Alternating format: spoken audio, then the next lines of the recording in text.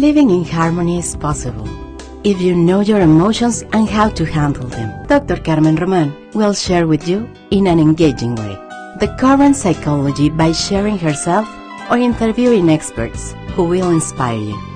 Learn how to live a life of fullness and how to recover your emotional harmony with Dr. Roman. Welcome to Emotions in Harmony. Hello, amigos in harmony. I hope everything is good with you. I am so happy to be here again.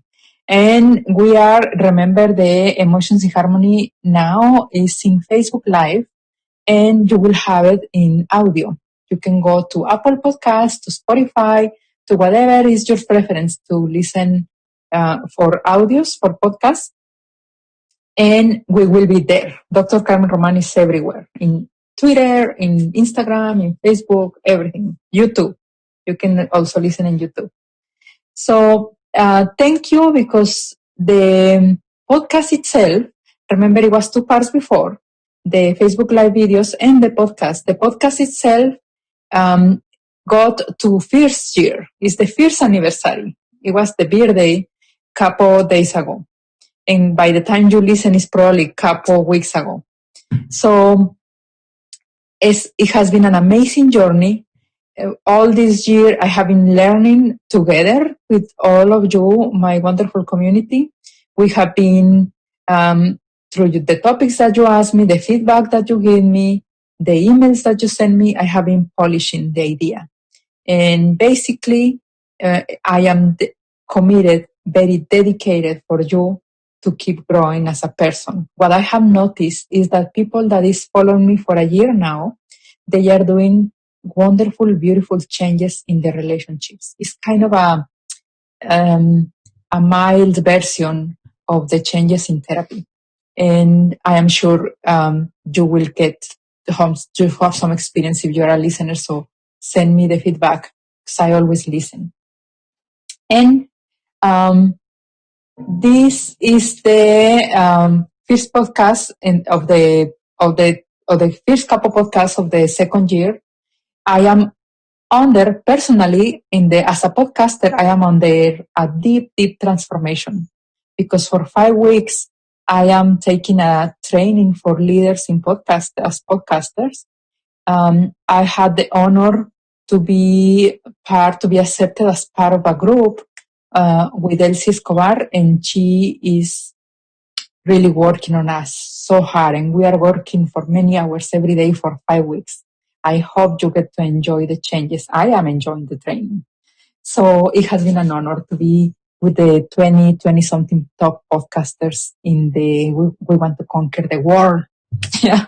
Okay. And we are going to talk today about a topic that it was absolutely needed. If you never hear about people who are highly sensitive, you are going to listen today. Pay attention, because we are going to learn what is a highly sensitive person. Is it different than being too emotional? What are the challenges that a highly sensitive person has?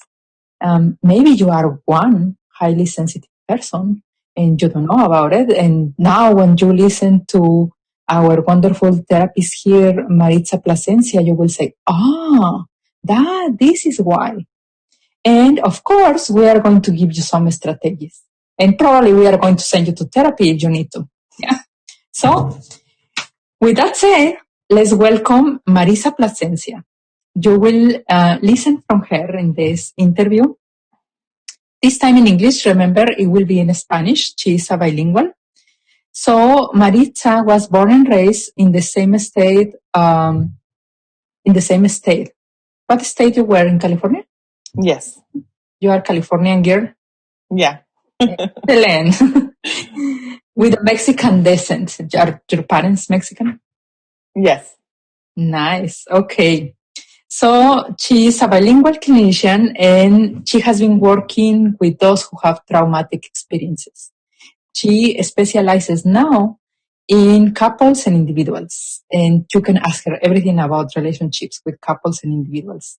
I am going to let her talk and say something about her that we can remember about you. What do you want us to remember about you, Maritza?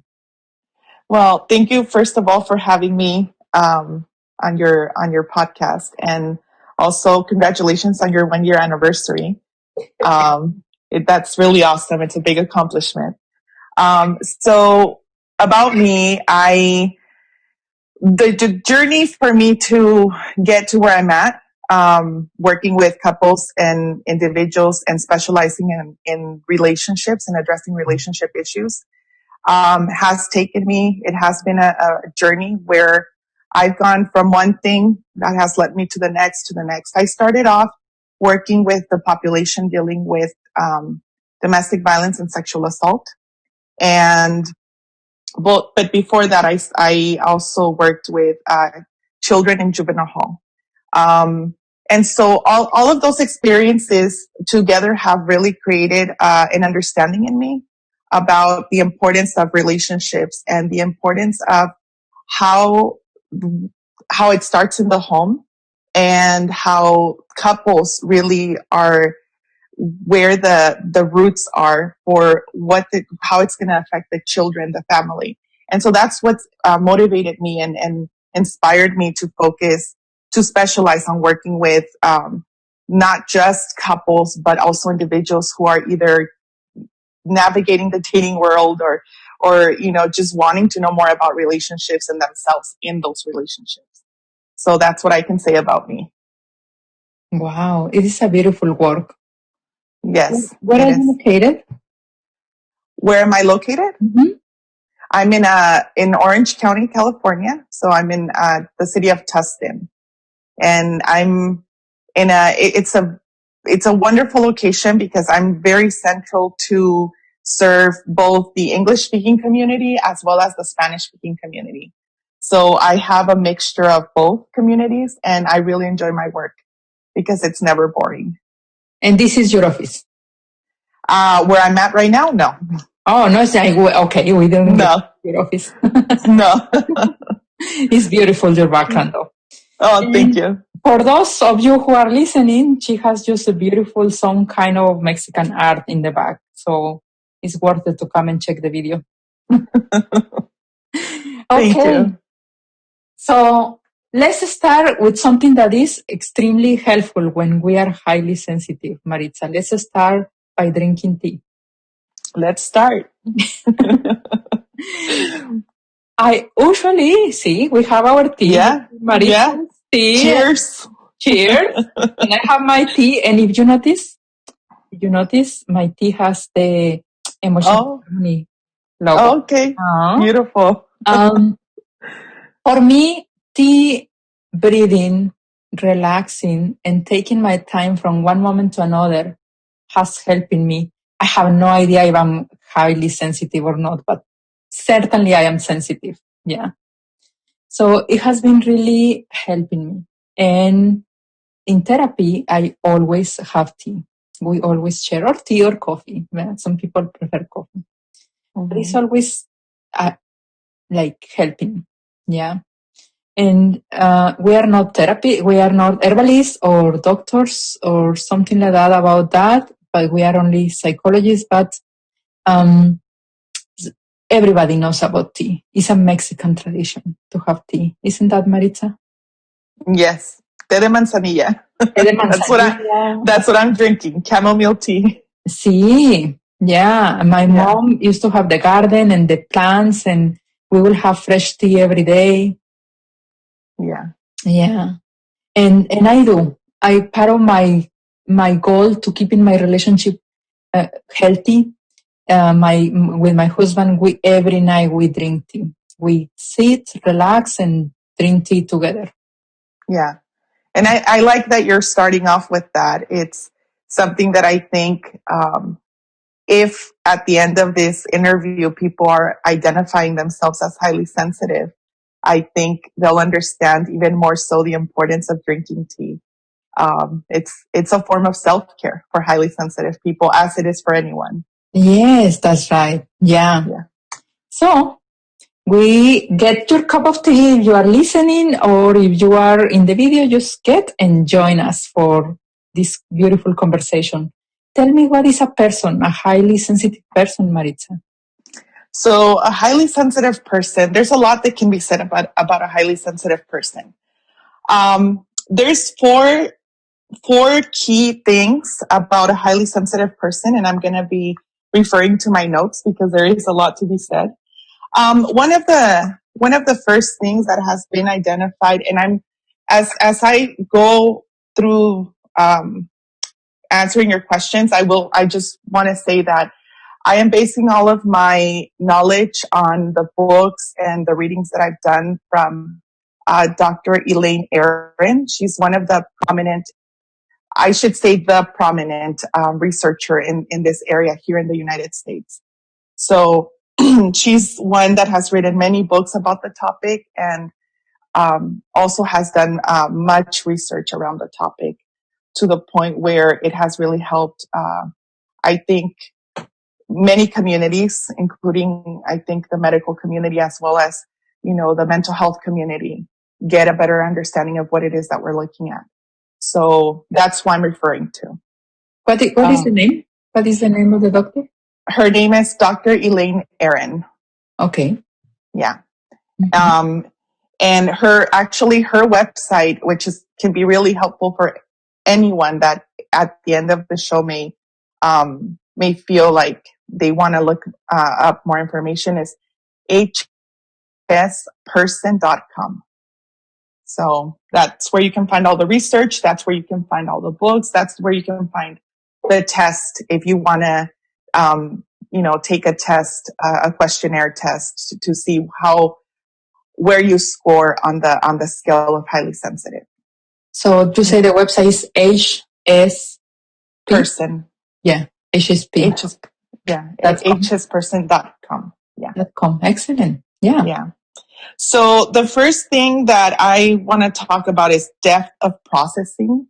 So what that means, that's one of the things about highly sensitive people is that we, and I say we because I am a highly sensitive person myself, we actually process things more in depth.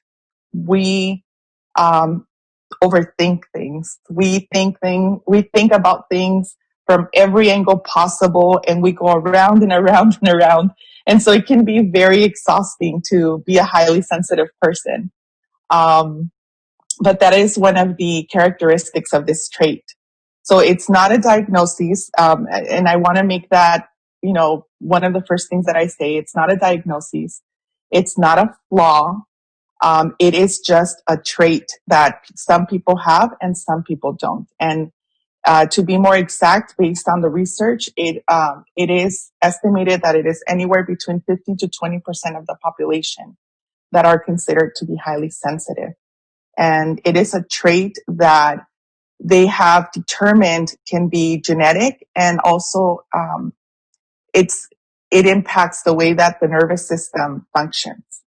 So one of the things, like I was saying, when I go back to this thing that I was talking about, depth of processing, is because of the nervous system being more sensitive, that we have a need to constantly think about things, to consider all options. And so it can be very tiring for a highly sensitive person when they're trying to make a decision, when they're trying to, take in information. So if a highly sensitive person is trying to buy in a car, you can get crazy about all these details and options and prices and machine and oil and speed, and this is Yes. And it's so funny that you bring that up, because actually my husband and I have been on the hunt. Oh yeah, we're actually determined that this is the weekend that we're getting a car. Uh-huh. But it has been one of those journeys where I think in preparation for this interview, I was telling him, I think you yourself are a highly sensitive person, just maybe not as sensitive as I am. I'm more on the higher end of the spectrum. And so, but it's definitely been one of those things where trying to buy a car can be something that takes forever, because you are thinking about everything and anything, things that maybe the average person, the non-highly sensitive person, wouldn't even consider. Yeah. Wow. Yeah. And what is that different from being too emotional? So before I answer that, let me say the other three things that that make you a highly sensitive person. So being easily overstimulated is another factor. So if, for example, you are someone that it varies, so it depends. Not every highly sensitive person is going to be the same. So for example, I have worked with people where they're easily overstimulated in conversations. Maybe they feel like there's too much being said to me, and I need time to process what's being said. I can give you my example. Going to the store during the hours where it's busiest, especially going to a really big store. For me, it's crazy making. I cannot stand going to the store during the day. So I either shop online or I go when it's really late, when they're all almost ready to close and there's hardly any people in the store, because otherwise I can get dizzy. I can become, I can start feeling like there's no room, there's no air. So it can also be mistaken for panic attacks for some people, if it's pretty extreme. So that's another example, being easily overstimulated. Also, emotional reactivity and empathy. Highly sensitive people can feel more deeply. So, meaning with more intensity. The feelings are that much more stronger. So they can come across like people that are more passionate. And by passionate, I don't necessarily mean that it's always going to be perceived as something positive. So that is one of the things that comes up. And I can talk more about that when I answer your other question. But there's emotional reactivity. So there can be, the person can easily get scared about something and, appear even to the point where they may be perceived by others as neurotic. But at the same time, because highly sensitive people do feel more intensely, there can be a higher level of empathy. So, feeling for others and being able to connect with others can also be something that can be experienced by a highly sensitive person. And then the fourth factor here is being sensitive to subtleties. So noticing the small, minor details that maybe other people don't notice. Noticing, for example, there's a little thread hanging, out from, I don't know, the stitching on a piece of furniture, like a sofa, a couch, noticing a little stain somewhere. Things that people would say, if you wouldn't have pointed that out, I wouldn't have noticed. So and that also kind of plays into noticing things that other people do. So facial expressions, certain mannerisms, movements that other people have in their body language, is something that highly sensitive people can pick up on even more than maybe the non-highly sensitive person. And the reason I mention that is because this definitely plays into the person's way of being in relationships. So it's really important to know that that's something that also comes up for a highly sensitive person. So Maritza, as you're talking, 100 questions come to my mind. Yeah. It's a lot of questions. But as you are talking, I am thinking all of these women, but in particularly men in our culture, who cannot be sensitive. Forget about highly sensitive. It's like not allowed or not fostered or not cherished and nurtured to be sensitive. Mm-hmm. They are highly sensitive. And I have them in the office and they start talking and we start talking deep, profound conversations about their feelings, but they are not going out and saying anything. Yeah. So yeah, that's actually, I love that that's something that sticks out for you. This is why there's such a big need for awareness about this topic, because it's not just something that affects people in general. It's highly sensitive people being 15 to 20% of the population in the world.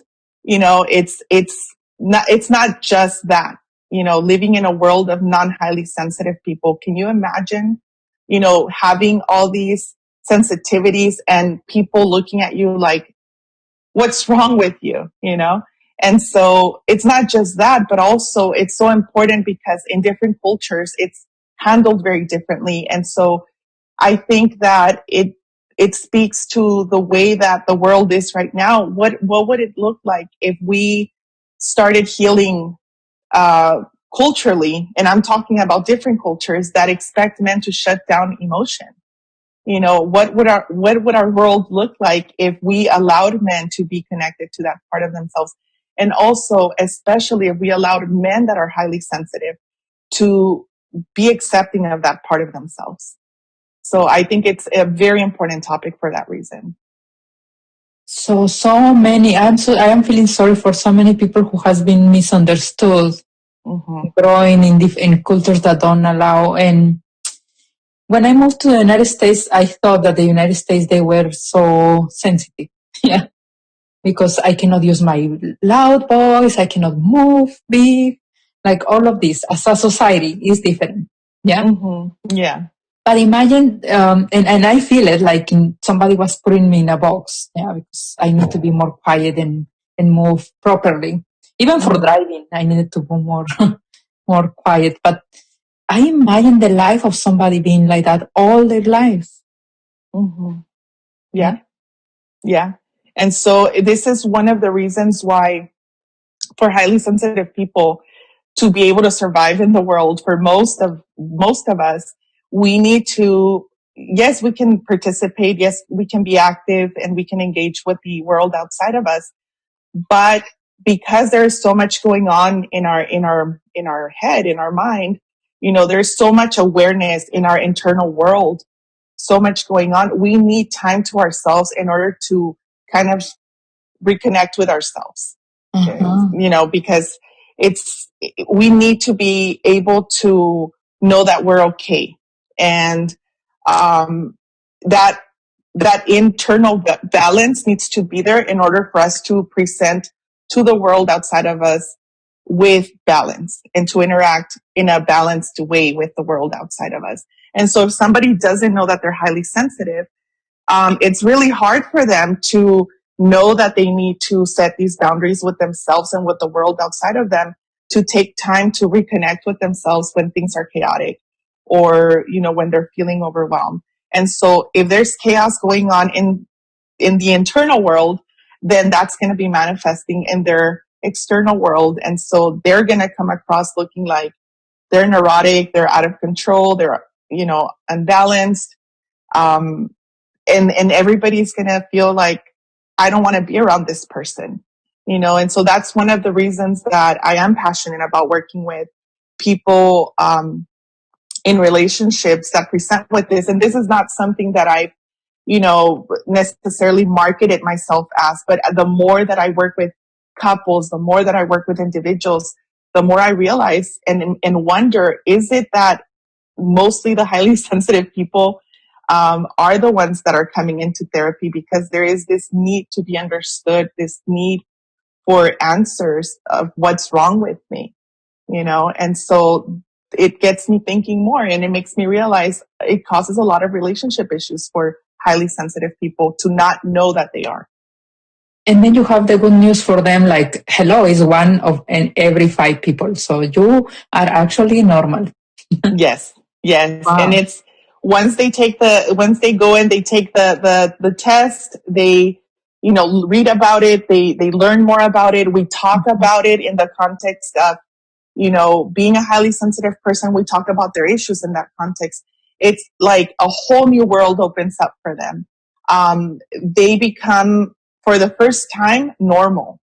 And so this is one of the reasons that even for the mental health community, for the medical community, for really any community that provides care to human beings, it's really important to have this awareness because, we are doing a disservice to people that maybe are experiencing the world from a highly sensitive standpoint if we're not aware of what, even if we ourselves are not, if we're not aware of what they may be dealing with. Yeah, it's very important. So I have another question. This is the trick. I send you the questions and then I have 100 more. So yeah, I throw you out of in the improvisation. That's okay. I have a question. Can somebody be not highly sensitive and then a traumatic experience trigger or opens that aspect of highly sensitive? I used to wonder the same thing, and the more that I've done, reading, the more that I've looked into this, I have learned, and again, I'm not Dr. Elaine Aaron, so I think this is something that, I could be wrong about, but from my understanding from the research that I've been exposed to, it sounds like being a highly sensitive person is something that comes before anything. You're born with it. Yeah. And so when you introduce a traumatic experience, what I do know is that it can make it that much more difficult for the highly sensitive person to basically to live life if they don't know that they're highly sensitive and if there's no healing for that trauma. So, part of my background is working with trauma. So one of the things I use is EMDR, eye movement and desensitization and reprocessing therapy. And so that goes back to working with the nervous system, using bilateral stimulation of the brain. So that is just a really great combination in working with the population for me, because I do see how it really helps people get, that trauma that may be overwhelming them, get resolved. So that's something it definitely is a valid question to have. Can trauma trigger this? But again, my understanding of the research is no, this is something that comes before anything.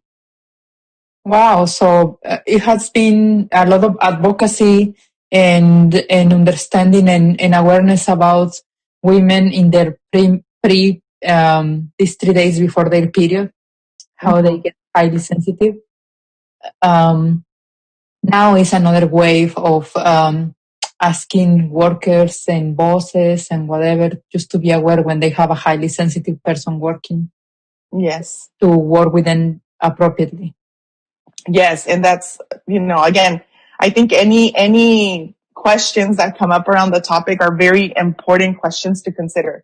That in particular, because a highly sensitive person, if they're working in an environment where maybe the lighting is off, maybe the lighting is too much for them, that it can be something as simple as that.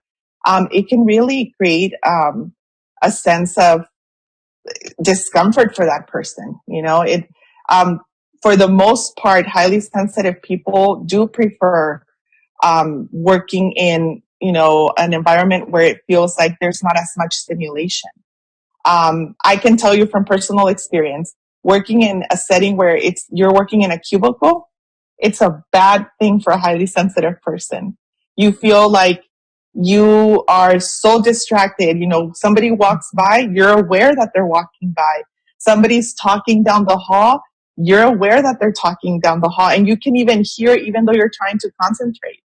And so it's really hard to get things done in that kind of environment, and then you add in, bright lighting or people playing, their music on their computer next to you.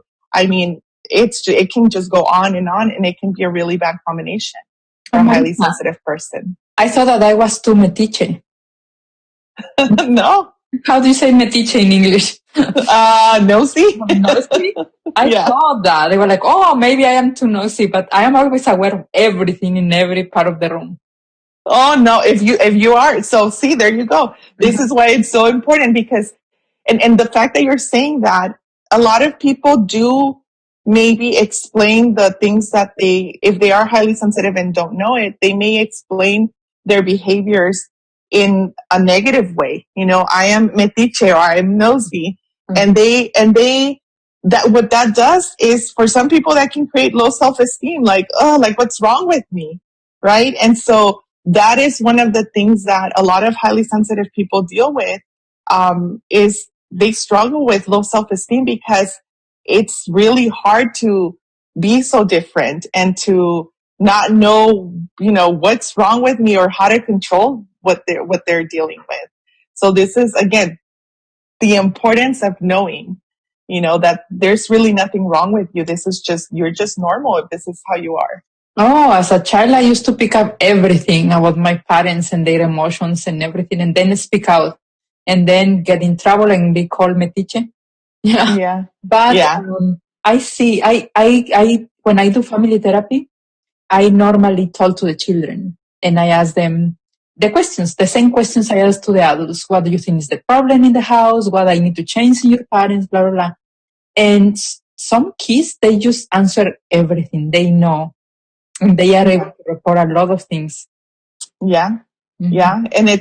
And so right now that you're talking about kids, there's actually a highly sensitive person questionnaire for parents to answer about their children available on the hsperson.com website, where parents can identify, are they dealing with a highly sensitive child? And there's even a book, I believe, I haven't read the book myself because I don't work with children. But I believe there is a book also by Dr. Elaine Aron on that topic of children. And so what I do know is that children that are highly sensitive are more fussy when they're little. You know, they're maybe the more difficult child for the parent. And so these are things that if parents had this information, I think their lives would be a lot easier dealing with their child, and even guiding their child would be a lot, you know, more, it would feel like they're doing more for their child than just, you know, dealing with the frustration of not knowing what to do with a child. Uh-huh. Wow. Yeah. Now I would send you another question, part of the script. What is different than being too emotional? Okay, so being too emotional, I mean, obviously what comes to my mind of when I hear that question is, you know, we can say maybe there's been a time in our lives when we knew we were being a little dramatic about a particular situation, and maybe I, you know, consciously chose to, you know, just make it a bigger deal than maybe I thought I should. So I think for some people, if you want to distinguish between, am I a highly sensitive person or am I too emotional? Ask yourself, you know, is this something that I'm just kind of doing for attention, you know? And if it's not something you're doing for attention, if it's something you truly feel, you know, if it's something that you just can't help, then that goes more with the highly sensitive person. But if it's something that you know, in that secret part of you that nobody gets to look at or that nobody has access to, if you know that oh, I'm kind of doing this for attention, then maybe that's being too emotional. You know, so yeah, that's what I think when I hear that question. Oh, you make it very hard because we cannot hide from ourselves. No, we can't. Yeah. We can probably hide from others and like, oh yeah, I will tell my boss I'm too sensitive. I cannot work on that corner or that corner. Or yeah. But hiding from ourselves, yeah. So it's up to the person itself to detect the difference. Yeah. Yes. Yeah. Yeah. What are the challenges that a person faces in their environment? So, like I was saying, the different things, lighting, you know, loud noises, maybe working in an environment where people expect so much in such little time. So a demanding environment can be very overwhelming for a highly sensitive person. Not being able to have downtime. You know, highly sensitive people tend to be people that really feel recharged by connecting with their artistic side. Okay. So people that maybe are into reading or, writing or, creative writing or, painting, even if it's doing gardening or, something that helps them feel connected with that creative side of themselves.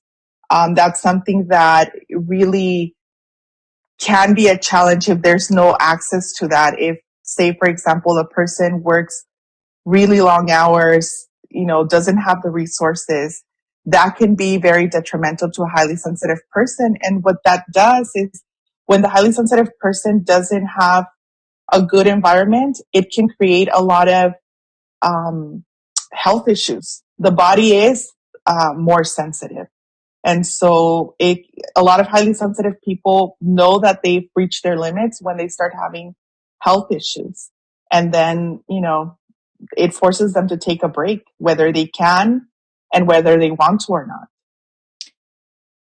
When I was teaching in Mexico in the bachelor degree in psychology, I was training my students to detect the appropriate space to be near or how far they could be from the client. Yeah. And to measure that energetically. Yes. So usually I will ask them to put their hand and to put their hand in front of the person but far away and ask the person to close their eyes, and eventually the person will say, you are too near. And when they open their eyes, sometimes it's meters away, very far away, but they feel it near. Yeah. So I am listening to you and I am thinking probably highly sensitive person will need more private space, more personal space. Yes, definitely, because there's so much going on. I think it really depends, and it makes me think of conversations I've had with others. I think for some highly sensitive people, they do need more space because maybe they're more comfortable with having more space.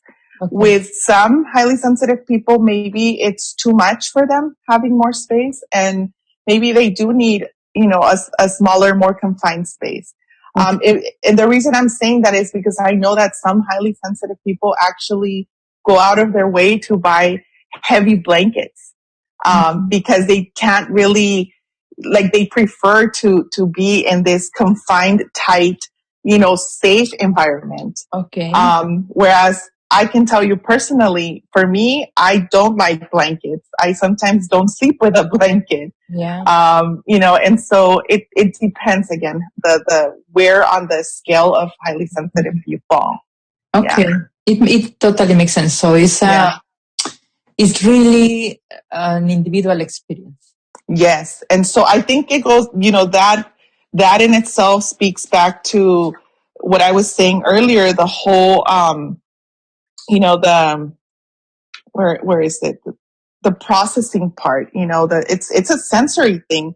In fact, Dr. Elaine Aron in her research, she has referred to it as sensory processing sensitivity. And so it's a sensory thing. It's, how you feel. For some highly sensitive people, they are really aware of not just the outside of what the outside feels like, but even the inside of their body. Some people will say, oh yeah, I'm very aware of when there's very small changes in my body, in my blood pressure.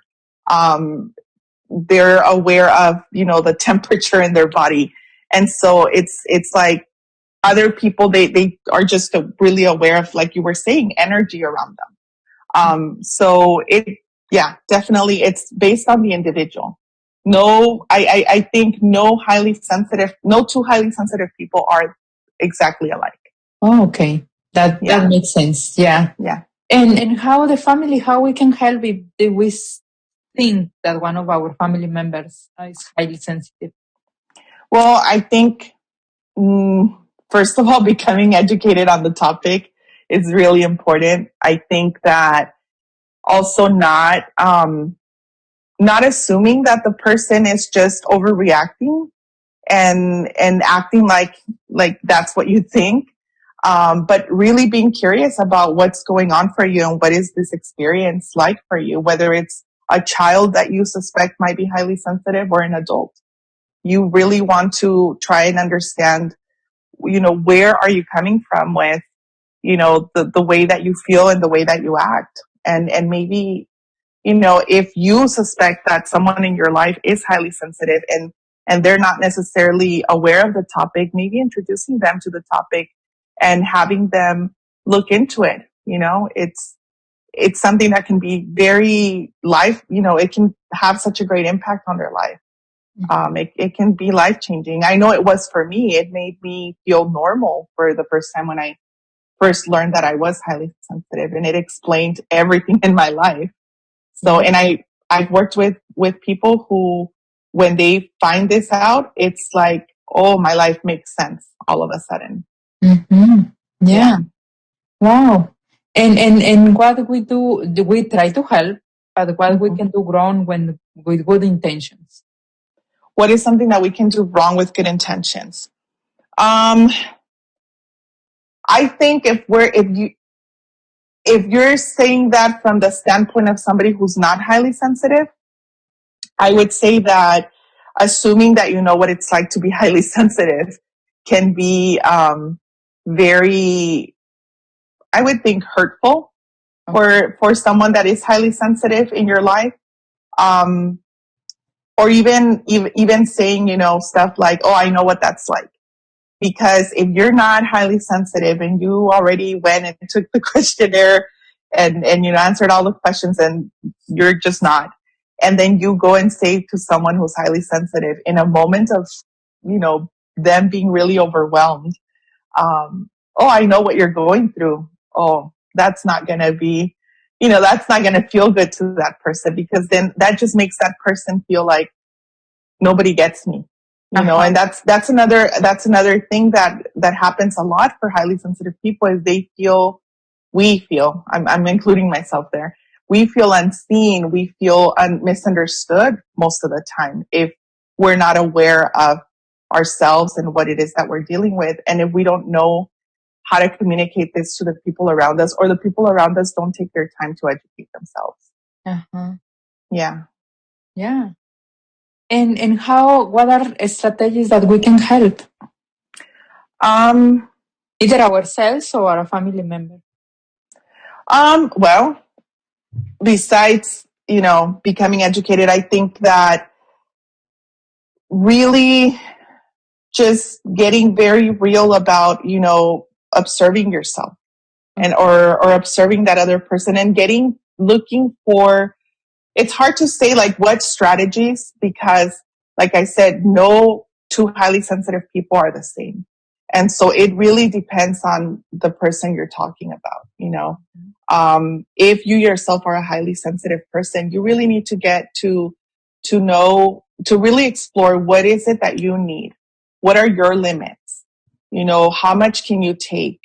Can you take on, because one of the things about highly sensitive people that gets us in trouble is we can be very empathetic. We care a lot, right, for others, because we know what it's like to maybe feel deeply. And so we can without really wanting to say yes to a lot of things. People come and say, can you do this for me? Yes. Can you do that for me? Yes. And so next thing we know, we've said yes to 10 people and we're just feeling super overwhelmed. So one of the things is just really getting to know yourself if you are a highly sensitive person. Mm-hmm. And what are your limits? What are your needs?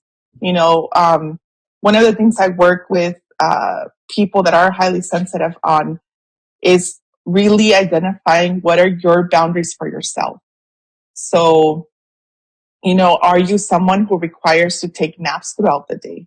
I can tell you that being a therapist, I love doing what I do. I feel that, that this is something that, it's my calling, working with people. And so, but I also know that being a highly sensitive person, I get really tired, really exhausted. And so there's times when I really have to make sure that I take a nap, that I create time in my day to take a nap in my office in order to recharge for the rest of the day. Yeah. I need to make sure that I eat, because otherwise I'm really sensitive to not eating. I get really shaky. If I drink too much caffeine, that makes me really, also feel like I'm really off or I'm too hyper aroused. So again, knowing yourself and what is it that impacts you negatively and what is it that impacts you positively, and also what is it that you need to do for yourself in order to be okay in relation to others. I think that's the biggest technique that you can have for yourself. Yeah. So, wow. Now I am rethinking the whole section with you, because I have a section of putting you in the spot. And then for those who are new listeners, putting Maritza in the spot is send her a question and asking her to answer as soon as she can. Yeah, because it's kind of getting into her brain. But then tell me educate me in this section for you, how I'm going to do it. You mean given that I'm a highly sensitive person? Given that you are highly, well, this is what you say, so this is a very, like, we want to learn, yeah? Yeah. And we want to learn. What I am doing is, I hope the families really get curious about who is highly sensitive in their life and stop doing what they do. Yeah. Normally. And sometimes I even ask for feedback to the person. Yeah. You never experienced a hot spot before in my show, but basically it's asking the question and asking you to answer with the first thing that comes to your mind. Yeah. So how do you will reformulate that section? So I think, if I'm going to answer from a personal standpoint, I think because of how much work I've done around being a highly sensitive person, I am more comfortable with stuff like that.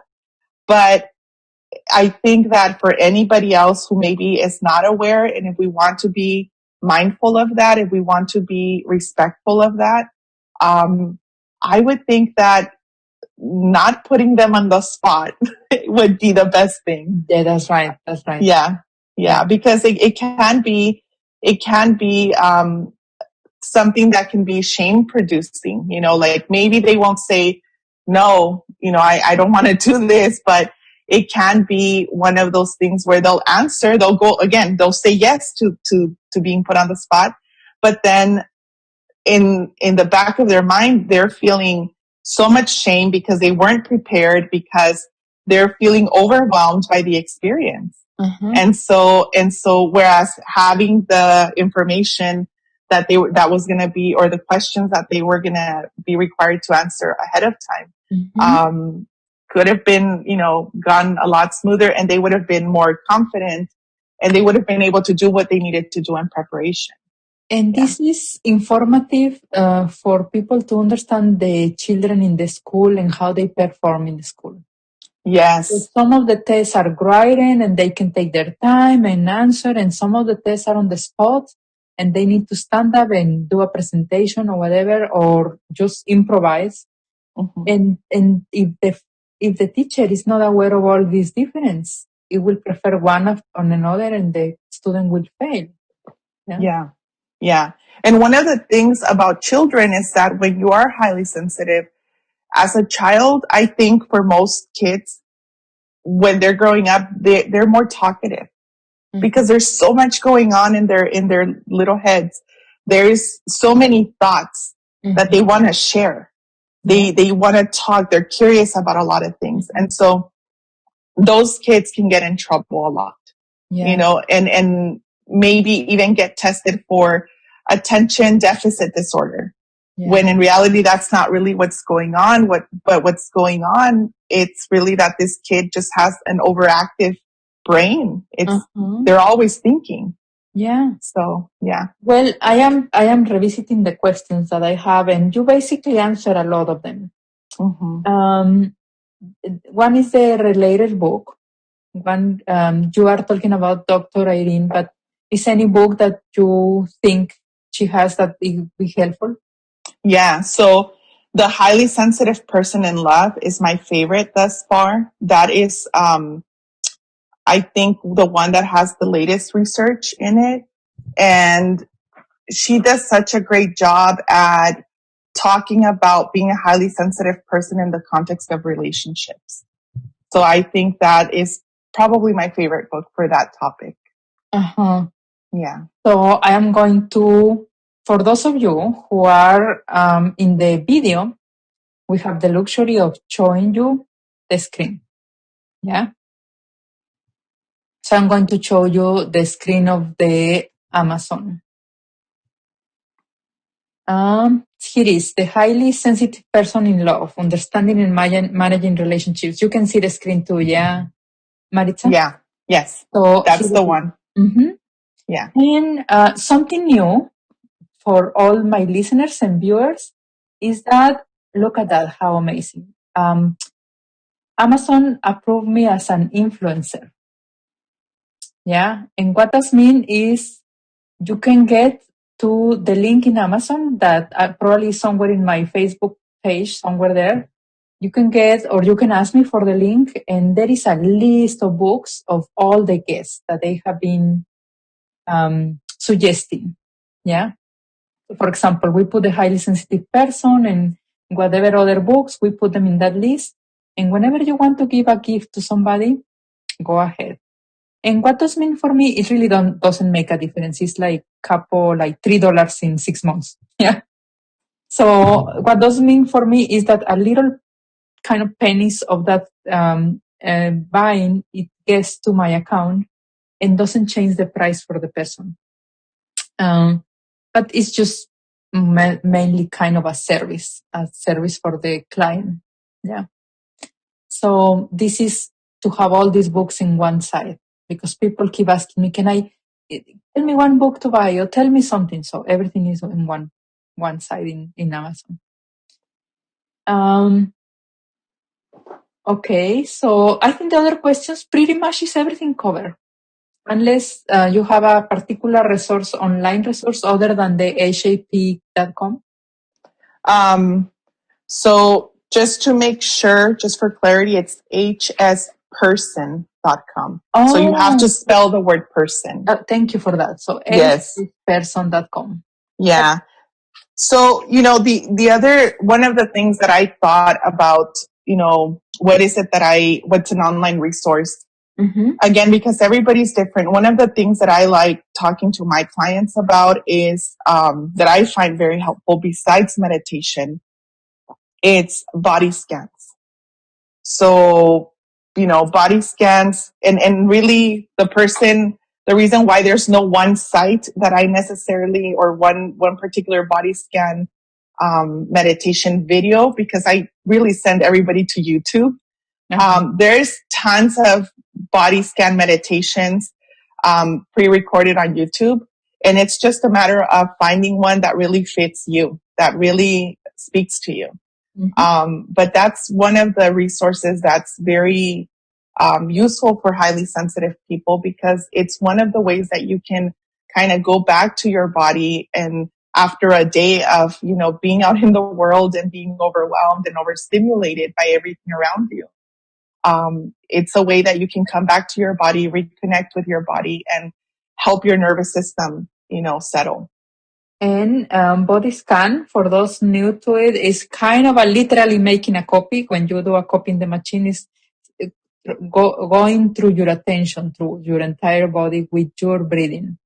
Yeah. And so you can click body scan, look for body scan meditations, and you will find English and probably in Spanish too. Yeah. Okay. Yeah, that's amazing. Well, Maritza, thank you. And as you tell us about your practice, I want to show your website. Okay. Yeah. So you can guide us through here. And again, for those of you who are listening, the website is, here it is. Oh, no.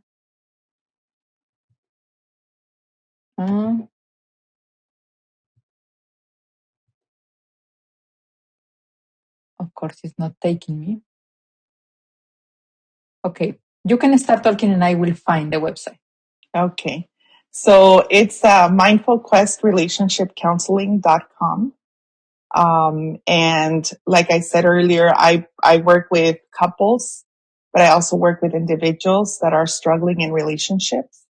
One of the things that I have particularly created as part of a more focused type of counseling, especially for those that are highly sensitive and may not know it, but I know that this is something that they would definitely gravitate towards, is if you go under an individual's counseling, I have a section where I talk about mind, body, spirit wellness counseling. And so those are the people that come in and they're wanting to talk about nothing really in particular, that maybe they can put their finger on, but maybe just thoughts that they have about life, about relationships, about, themselves, their existence. And so a lot of the times people that come in because of that, it turns out that they are highly sensitive. Now, if I go back to the page that you're showing right now for couples counseling, I do specialize in using emotionally focused couples therapy.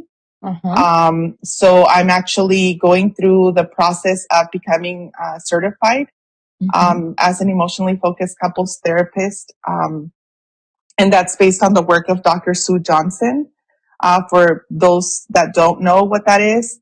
And there's also many books that talk about the approach in this therapy.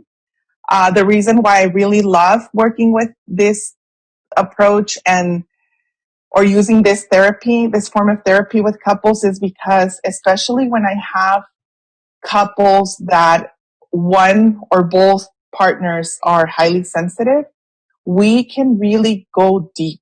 We can really explore what's going on emotionally, and it really brings a sense of connection for both partners.